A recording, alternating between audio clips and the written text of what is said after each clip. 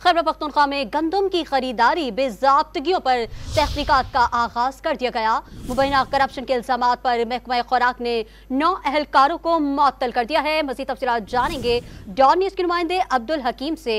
अब्दुल हकीम, तहकीकात में क्या सामने आया है, क्या हकाइक सामने आए हैं, तफसीलात से आगाह कीजिएगा।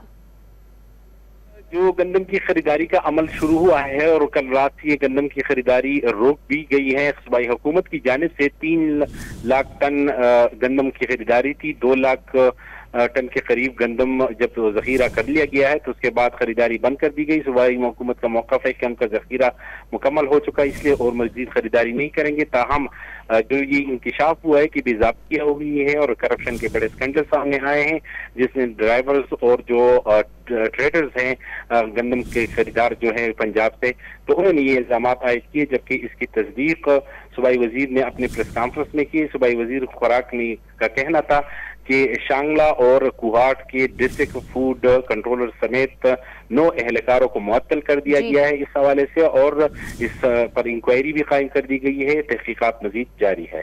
अब्दुल हकीम, तफसीलात से आगाह कर रहे थे, आपका शुक्रिया।